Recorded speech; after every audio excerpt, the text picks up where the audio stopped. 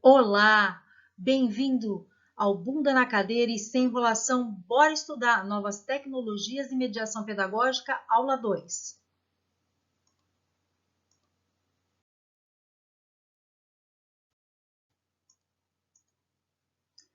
Vamos recordar um pouquinho sobre alguns conceitos da aula anterior, que vai ser importante para você. O que nós precisamos lembrar?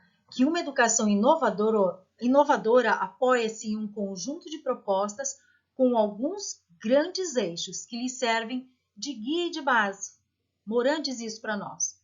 O conhecimento integrador e inovador, o desenvolvimento da autoestima e do autoconhecimento, ou seja, a valorização de todos, a formação de alunos empreendedores, criativos com iniciativa, e a construção de alunos cidadãos, com valores individuais e sociais.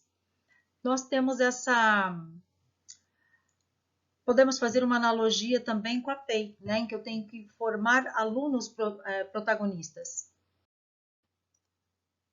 A mediação afetiva na relação pedagógica, lá na página 17.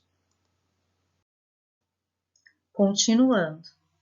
Moran fala assim para a gente: a educação, como as outras instituições, tem se baseado na desconfiança, no medo de sermos enganados pelos alunos, na cultura da defesa da coerção externa. O desenvolvimento da autoestima é um grande tema transversal, um eixo fundamental da proposta pedagógica de qualquer curso. E aí ele continua. Moran continua apontando para nós. Aprendemos mais e melhor se o fizermos num clima de confiança, incentivo, apoio e autoconhecimento. Se as pessoas são aceitas e consideradas, tendem a desenvolver uma atitude de mais consideração em relação a si mesmas. Ele cita Roger, em 1992, em que aponta isso para nós. O autor aponta que nós precisamos praticar a pedagogia da inclusão. Esta não se faz somente com os que ficam fora da escola. Dentro da escola, muitos alunos são excluídos pelos professores e colegas. Ele começa apontando isso para a gente. E Moran continua apontando para a gente. Olha o que ele fala. Há uma série de obstáculos no caminho. A formação intelectual valoriza mais o conteúdo oral e textual, separando razão e emoção. O professor não costuma ter uma formação emocional afetiva. Por isso tende a enxergar mais os erros que os acertos. A falta de valorização profissional também interfere na autoestima. E ele continua apontando. É importante organizar com gestores e professores atividades de sensibilização e técnicas de autoconhecimento e autoestima. Ter aulas de psicologia visando o autoconhecimento e contar com especialistas em orientação psicológica, ações que objetivem que alunos e professores desenvolvam sua autoconfiança e sua autoestima, que tenham respeito por si mesmos e acreditem em si. E ele vai apontando essa necessidade, fala da importância do desenvolvimento dessa autoestima. Continuando. As dificuldades de mudanças na educação.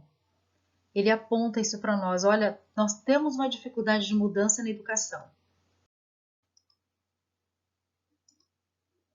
As mudanças demorarão mais do que alguns pensam, porque os modelos tradicionais estão muito sedimentados. Em partes, eles funcionam e com isso torna-se complicado fazer mudanças profundas.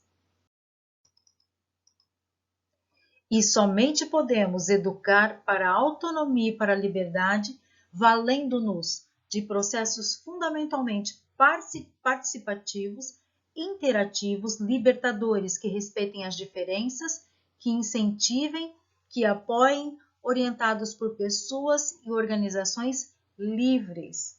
Livres no sentido do autoconhecimento, não de ser livre do autoconhecimento, mas de ter autoconhecimento, de romper questões que entravam, né, essa questão da interação entre a razão e a afetividade.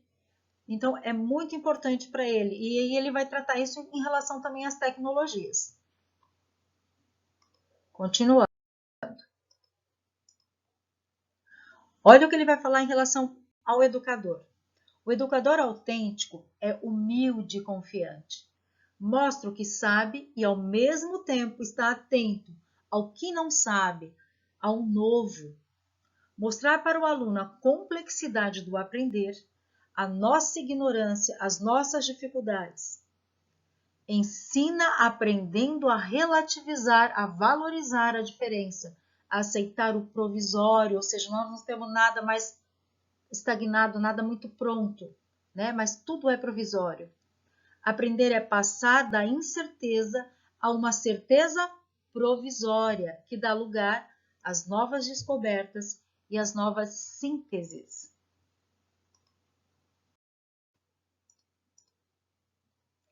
As mudanças na educação, então, olha o que ele vai falar. Dependem também de termos administradores, diretores e coordenadores mais abertos, que entendam todas as dimensões envolvidas no processo pedagógico, além das empresariais ligadas ao lucro, que apoiem os professores inovadores, que equilibrem o gerenciamento empresarial, tecnológico e humano, contribuindo para que haja um ambiente de maior inovação, intercâmbio e comunicação.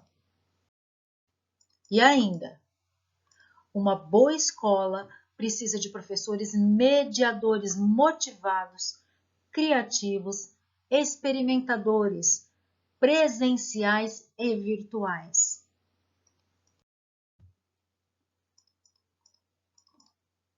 Agora ele vai falar sobre uma boa escola. O que é uma boa escola para esse autor? Uma boa escola depende também de um projeto pedagógico inovador, onde a internet esteja inserida como um importante componente metodológico. Aqui, então, a internet ela é um importante componente metodológico, onde há um projeto conservador. Olha aqui, ó, a internet é utilizada para controlar mais os alunos, para reforçar o papel do professor como mero transmissor de conhecimento. Então, eu falei assim, olha, cuidado, né, ó, onde há um projeto conservador, a internet ela só vai servir para controle. O mais importante é o que a escola faz, como ela se organiza, as relações entre os gestores, docentes, alunos e comunidade. Não há tecnologias avançadas que salvem maus profissionais. Concordo com ele.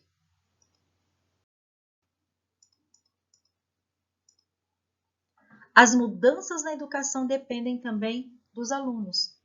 Alunos curiosos e motivados facilitam enormemente o processo, estimulam as melhores qualidades do professor, tornam-se interlocutores lúcidos e parceiros de caminhada do professor educador.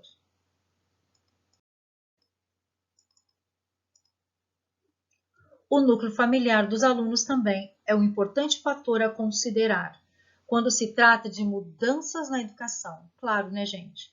E olha o que ele aponta. Alunos que provêm de famílias abertas, que apoiem as mudanças, que estimulam afetivamente os filhos, que desenvolvem ambientes culturalmente ricos, aprendem mais rapidamente, crescem mais confiantes e tornam-se pessoas mais produtivas. Muitas mudanças demoram porque a sociedade mantém um padrão mental de que ensinar é falar e aprender é ouvir. Então ele vai tentar, dentro do capítulo, desconstruir isso aqui também, né? Que as mudanças demoram porque ainda temos essa ideia que mantém esse padrão mental, que ensinar é falar e aprender é ouvir. É muito mais do que isso. Caminhos que facilitam a aprendizagem.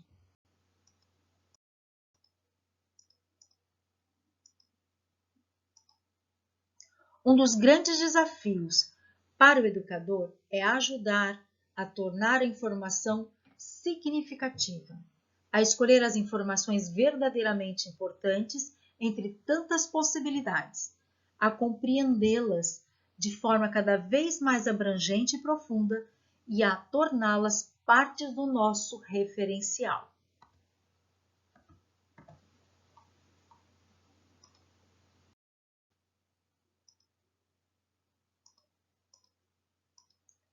É muito interessante agora o que ele coloca. Ele fala assim, olha, aprendemos quando descobrimos novas dimensões de significação.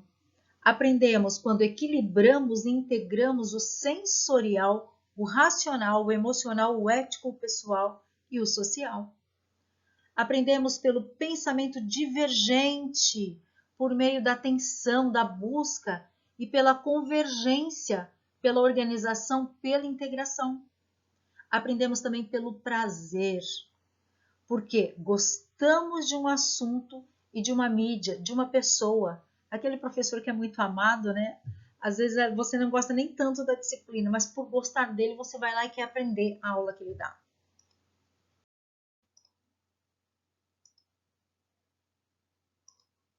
Aprendemos realmente quando conseguimos transformar nossa vida em um processo permanente, paciente, confiante e afetuoso de aprendizagem.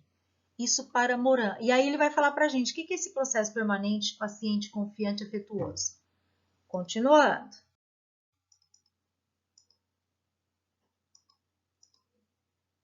Olha para ele aqui. Processo permanente, porque nunca acaba. Paciente, porque os resultados nem sempre aparecem imediatamente e sempre se modificam. Confiante, porque aprendemos mais se temos uma atitude confiante e positiva diante da vida, do mundo e de nós mesmos. E é afetuoso, um processo afetuoso, impregnado de carinho, de ternura, de compreensão, porque nos faz avançar muito mais. Continuando.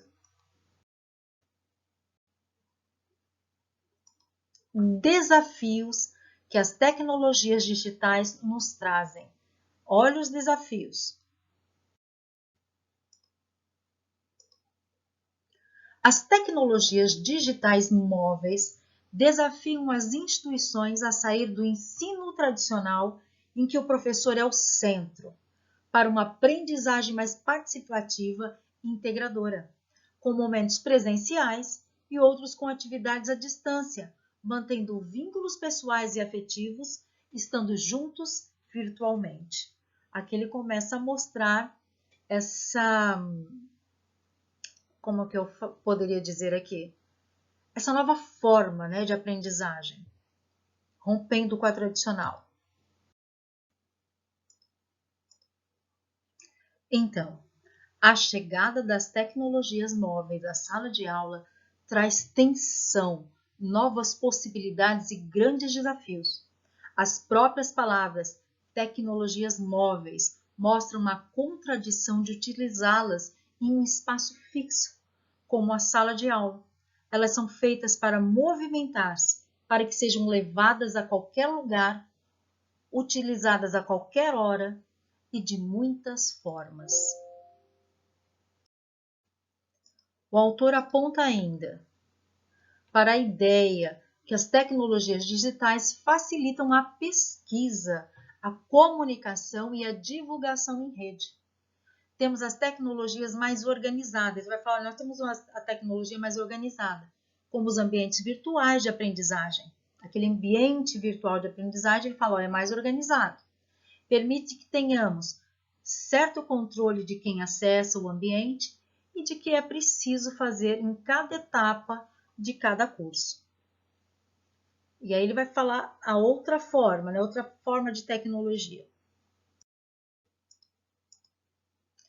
Além desses ambientes, né, mais formais, como nós vimos, há um conjunto de tecnologias mais abertas, fáceis e gratuitas, blogs, né, etc., em que os alunos podem ser os protagonistas de seus processos de aprendizagem e que facilitam a aprendizagem horizontal, isto é, dos alunos entre si, entre os pares, né, das pessoas em rede de interesse. E é uma delícia, gente, é muito bom. A combinação dos ambientes mais formais com os informais, feita de forma integrada, permite-nos a necessária organização dos processos com flexibilidade da adaptação a cada aluno. Os espaços se multiplicam, mesmo que não saiamos do lugar. Múltiplas atividades diferenciadas na mesma sala. Olha o que ele está falando, gente. Os espaços se multiplicam, mesmo que você não saia da sala de aula. As salas de aula podem tornar-se espaços de pesquisa, de desenvolvimento de projetos, de intercomunicação online, de publicação, com a vantagem de combinar o melhor do presencial e do virtual no mesmo espaço e ao mesmo tempo.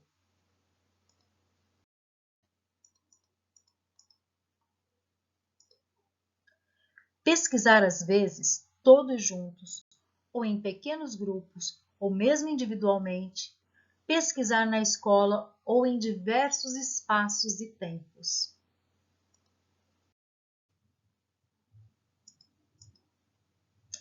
Há uma exigência de maior planejamento pelo professor de atividades diferenciadas, focadas em experiências, pesquisa, colaboração, desafios, jogos, múltiplas linguagens e um forte apoio de situações reais e simulações. Ele fala assim, olha, nesses ambientes requer do professor um maior planejamento.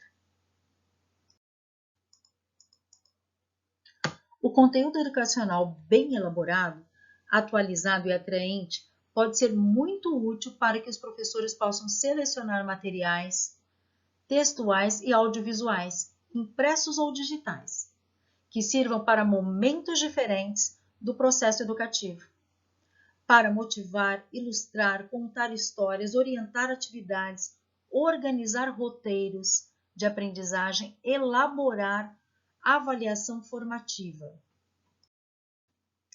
E Morin afirma ainda que existem fundamentalmente dois tipos de professores: os que precisam ser mais monitorados e seguem mais fielmente roteiros e guias feitos por especialistas, e os que utilizam estes materiais como ponto de partida para uma reelaboração criativa e personalizada. Protagonismo sênior, né, gente?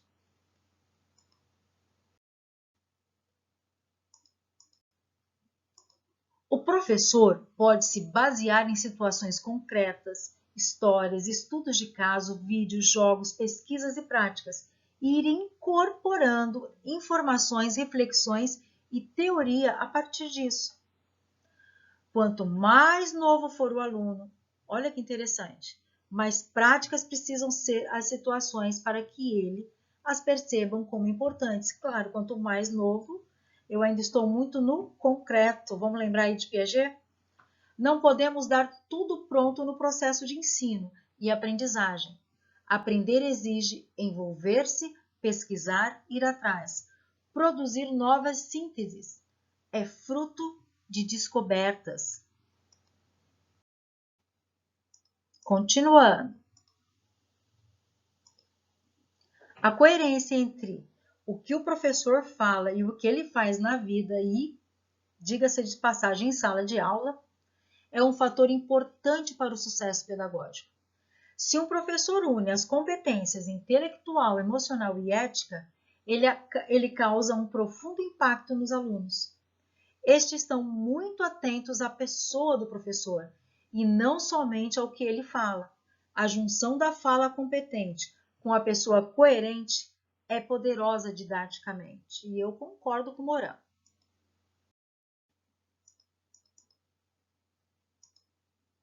As técnicas de comunicação também são importantes para o sucesso do professor.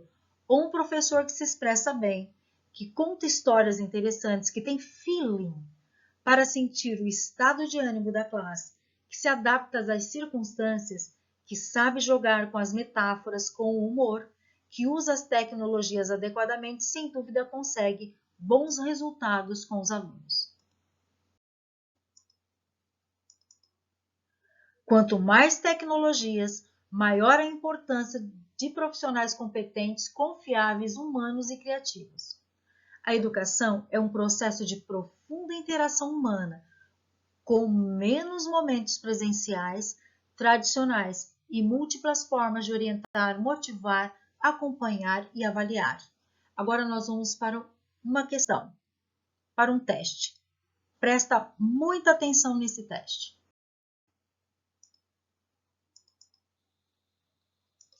Vou colocar até meu óculos, gente, que tá miudinha a letra. Ó, de 2022, comigo, olha só. Moran, Mazeto e Berens reflete sobre os novos desafios pedagógicos que a internet e as modernas tecnologias estão trazendo para as universidades e escolas. Ele entende que os professores, em qualquer curso presencial, precisam aprender a gerenciar vários espaços e integrá-los de forma aberta, equilibrada e inovadora. Almeida em Vieira, Almeida e Alonso, em 2003, concorda com Moran, assim como os outros autores, e traduz esses desafios em relação à gestão da educação escolar, indagando como transformar a escola de hoje em um espaço articulador e produtor de conhecimento aberto à comunidade e integrado ao mundo. A autora adverte que, embora se tenha compreendido as enormes possibilidades abertas pelas TICs, não se pode esperar que estas funcionem como catalisadores de mudanças, uma vez que não basta o rápido acesso a informações utilizadas continuamente, nem a simples adoção de novos métodos e estratégias de ensino de gestão. Nesse sentido, Moran afirma que, do ponto de vista metodológico, os professores precisam aprender a... Gente, ele conta uma história enorme, mas a questão começa de fato aqui, né? Ó, ele vai falar, né, das TICs, vai falar de todo esse contexto que a gente está lendo. Nós não chegamos ainda nessa parte do texto, mas dá para vocês responderem. Por isso eu coloquei aqui. Olha só. Por aquilo que a gente já entendeu de Moran. Ó, então, nesse sentido, Moran afirma que, do ponto de vista metodológico, os professores precisam aprender a reduzir a exposição oral ao mínimo e introduzir recursos midiáticos? Não, gente, em nenhum momento ele vai falar isso. Olha o absurdo. Não. B. Equilibrar processos de organização e de provocação na sala de aula? Opa! Pode ser? Vamos lá. Utilizar as TICs melhor que os alunos para manter a autoridade docente? Nossa, isso aqui é um absurdo. Você não precisaria nem ler o livro para responder isso. Deixar que os alunos busquem informações em seus equipamentos sob sua orientação em sala de aula? Não, não é um deixa fazer, né? Não é um laissez-faire. Não, ele não fala isso. Pesquisa é uma coisa, mas não é que busca informação aleatória, não. Lembra que o ambiente de aprendizagem, o professor tem que trazer tudo planejado? Relacionar os conteúdos de sua área de conhecimento. Olha, só te falar que os preferidos pelos alunos. Não, gente, não precisa nem. Gente, só pode ser qual? Alternativa B de bola. Vamos confirmar? Ah lá, gente, alternativa B de bola, isso mesmo. Gente, e acabando mais um Bunda na Cadeira, sem enrolação, prepare-se para a aula 3. É um livro queridíssimo que costuma cair muito. E nós vamos devagar, nós vamos lê-lo, nós vamos entendê-lo. Um beijo!